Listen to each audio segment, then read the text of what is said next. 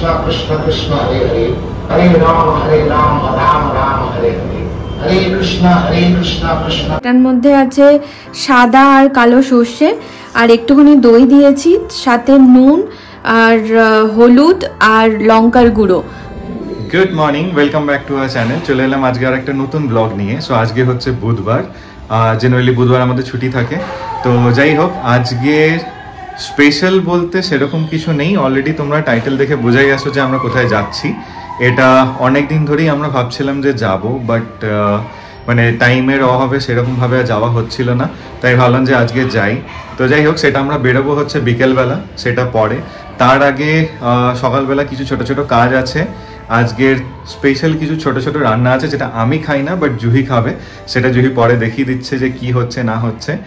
আর এখন আমরা উঠে ব্রেকফাস্ট করব, আর আমি একটু মাথায় তেল লাগিয়েছি, তারপরে চান টান করে নেবো। তো যাই হোক, আমি শুরু করছি ব্লগটা এখান থেকেই, দেখতে থাকো। আজকে ছোটখাটো একটা ব্লগ করার চেষ্টা করছি, আশা করছি তোমাদের ভালো লাগবে। হচ্ছে বেগুন দিয়ে, আলু দিয়ে আর বড়ি দিয়ে ট্যাংরা মাছ। আজকে আমি বানাচ্ছি লাউ পাতায় চিংড়ি মাছ ভাপা। ফার্স্ট টাইম ট্রাই করছি, দেখি কিরকম হয়। তো সব কিছু প্রিপারেশন রেডি, এবার জাস্ট পাতার মধ্যে চিংড়ি মাছগুলো র্যাপ করতে হবে। তো এখানে আমি চিংড়ি মাছগুলো ম্যারিনেট করে নিয়েছি, যেটার মধ্যে আছে সাদা আর কালো সর্ষে আর একটুখানি দই দিয়েছি, সাথে নুন আর হলুদ আর লঙ্কার গুঁড়ো আর একটুখানি সর্ষের তেল দিয়ে ভালো করে এটাকে মেখে 30 মিনিট ম্যারিনেট করে রেখেছিলাম। এখন এটা পাতুরি বানাবো। আর এখানে আমি নিয়েছি লাউ পাতা, যেহেতু আমার চিংড়ি মাছ কম আর শুধু মাত্র আমিই খাবো, তাই জন্য এখানে আমি 3টে পাতা নিয়েছিলাম বেছে বেছে।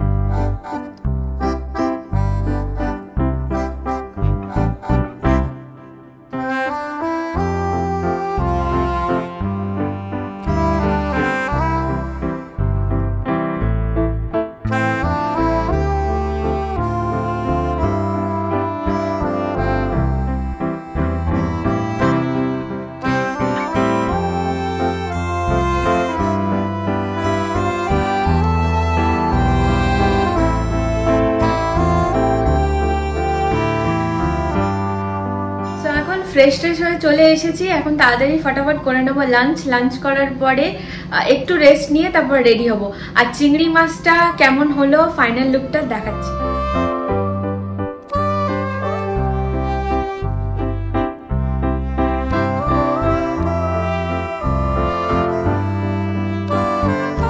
সকালবেলা যেরকম দেখালাম, আজকে বানিয়েছি ট্যাংরা মাছ আর একটু চিকেন ছিল সেটা, আর এখানে ডাল আর একটু শাক ভাজা, এই সব কিছু মিলিয়ে মানে লাঞ্চ করছি। তো ফটাফট লাঞ্চ করে নিই, তারপর রেস্ট নিয়ে রেডি হয়ে। তো লাঞ্চের পরে আমরা দুজনে মিলে রেস্ট নিচ্ছিলাম, আর জুহির মানে ওর ফেভারিট আজকে চিংড়ি মাছ আর ট্যাংরা মাছ এইসব খেয়ে বলছে যে অনেক বেশি খাওয়া হয়ে গেছে, তাই মানে আমি উঠতে পারছি না, একটু শোবো।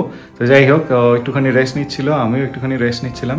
তো এখন উঠে এখন 6:30 বাজে, আমরা যাচ্ছি। অটো বুক করেছি, আমাদের এখান থেকে বেশিক্ষণ লাগে না। ইসকনটা হচ্ছে এখানে রাজাজিনগরে, ব্যাঙ্গালোরেতে রয়েছে। তো আমরা এর আগেও অনেকবার গেছি, স্পেশালি দিওয়ালির টাইমে আমরা যেতাম, যখন বাবা আসতো, বোন আসতো। আজকে অনেক দিন পরে আমরা দুজন যাচ্ছি। গোপালের এটা বলতে পারো ফার্স্ট এখানকার ইসকন ভিজিট, কেন কি গোপাল আসার পর থেকে যাওয়া হয়নি। কোভিডের সময়ও 2 বছর আমরা সেইভাবে যাইনি, আর তারপরে কলকাতায় গেছিলাম, তারপর কাজের চাপে আর সেইভাবে যাওয়াও হতো না। তো যাই হোক, আজকে গোপালের ফার্স্ট এটা ইসকন যাওয়া। তো যাই হোক, বেশি আর কথা বলছি না, অলরেডি অটো এসে গেছে, এবার বেরোবো। গোপালও রেডি হয়ে গেছি। এখানে গোপালকে দেখো, নতুন জামা কাপড় পরে ফার্স্ট টাইম যাচ্ছে এখানকার ইসকনে। অনেকদিন ধরেই আমাদের ইচ্ছা ছিল গোপালকে নিয়ে যাওয়া, তো ফাইনালি আজকে যেতে পারছি, তো খুব খুশি।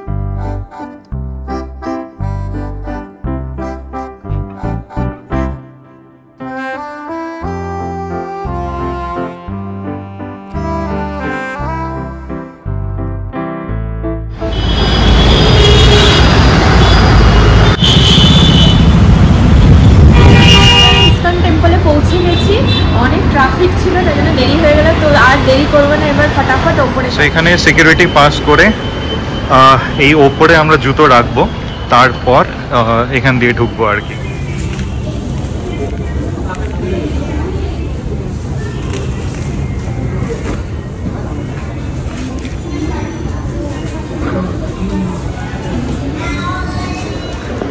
সো এখানে জল আছে যেটাতে পা ধুতে হবে, আর এখানে হাত ধোয়ারও জায়গা আছে যেখান থেকে হাত আর পা ধুয়ে তারপরে উপরে যেতে হবে। সেইখানে পার্কিং রয়েছে গাড়ি বা বাইকের, আর এই হচ্ছে মেন রোড। এখন আমরা এইখান থেকে ওই যে দূরে মন্দির দেখা যাচ্ছে ওই ওপরে আমরা উঠবো। থেকে মানে মেন যে এন্ট্রান্সটা সেখান থেকে অ্যাকচুয়াল মন্দিরের ডিস্টেন্সটা অনেকটাই। তো যাই হোক, অনেকটা রাস্তা হাঁটা, অনেকগুলো সিঁড়ি ওপরে উঠে তারপর যেতে হবে।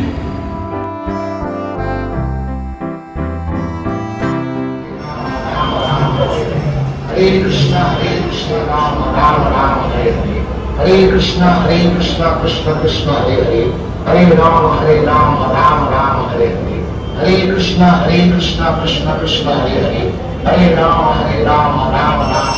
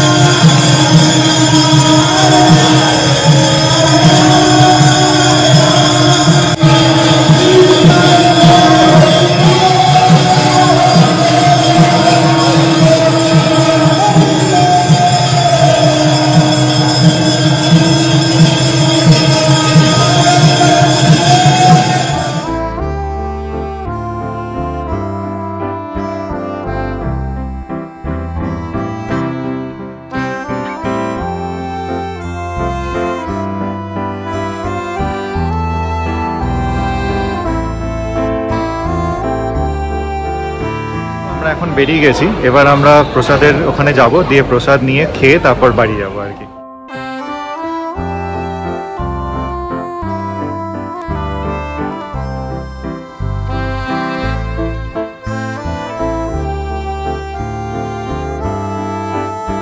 তো যাই হোক, ইসকন ভিজিট শেষ, পরিক্রমা শেষ। এবার আবার আমরা ক্যাব বুক করব, ক্যাব বুক করে এবার আমরা বেরোবো।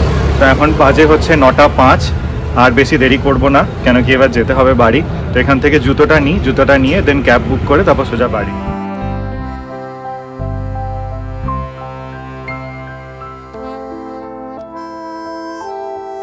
এখন বাজে হচ্ছে 10টা, আর আমরা বাড়ি পৌঁছে গেছি। আর বাইরে প্রচণ্ড ঠান্ডা, মানে এমনিতেও অটো করে আসছিলাম তো আরও ঠান্ডা লাগছিল। তো আর মানে সিরিয়াসলি অনেকটাই ঠান্ডা পড়ে গেছে। তো যাই হোক, ডিনার সেরকমভাবে জুহি তো বলছে করবে না, কেন কি ওর এমনিতেই দুপুরে খাওয়ার পর থেকে প্রচণ্ড লাগছিল, মানে শরীরটা ঠিক লাগছিল না। তো বলছে ডিনার স্কিপ করবে, দেখা যাক। তো আপাতত লাঞ্চে যেগুলো হয়েছিল সেটাই আমরা ডিনার করব। তো আর করে নিয়ে সেরকম আর কোনো কাজ নেই শুয়ে পড়া ছাড়া। সো গোপালকে খাইয়ে দেওয়া হয়েছে, এবার গোপালও শোবে। আর এই ব্লগটার বেশি দূর এগোচ্ছি না। পুরো ইসকনের এটা কেমন লাগলো, পুরো ইসকনের সন্ধেবেলা ওরা যা যা রিচুয়ালস করে, যা যা যেভাবে পুজো করে, সেই সমস্ত জিনিস দেখানোর চেষ্টা করলাম। কিছু কিছু সময় ফটোগ্রাফি বা ভিডিও তুলতে ওরা মানা করছে, বাট তাও অনেকে তুলেছে, আমিও তুলেছি। তো সেটা আমাদের অ্যাকচুয়ালি মায়াপুরে যেটা হয় যে ফোন বা কিছু নিয়ে যাওয়া যায় না ভেতরে, সেরকম কোনো রেস্ট্রিকশন এখানে নেই। বাট হ্যাঁ, যখন পুজো চলাকালীন কোনো ফটো ওরা তুলতে দেয় না, বাট ওই পালকি পরিক্রমা যখন হয় তখন ওরা ভিডিও তুলতে দিচ্ছে। সেটা সবাই তুলেছে, সেটা আমিও তোলার চেষ্টা করেছি। সো আশা করি তোমাদের ভালো লেগেছে যারা ঘরে বসে দেখছো। তো যাই হোক, ব্লগটা আর বেশি দূর আমি এগোচ্ছি না, এখানেই শেষ করছি। যদি ভালো লাগে তাহলে লাইক করো, কমেন্ট করো, শেয়ার করো ফ্রেন্ডস অ্যান্ড ফ্যামিলির সাথে, যেটা প্রত্যেকবার বলি। আর চ্যানেলে যদি নতুন হও তাহলে প্লিজ সাবস্ক্রাইব করো চ্যানেলটা। দেখা হবে নতুন আরেকটা ব্লগ নিয়ে, আর একটা ভিডিও নিয়ে। টিল দেন সবাই ভালো থেকো, সুস্থ থেকো। Bye, good night.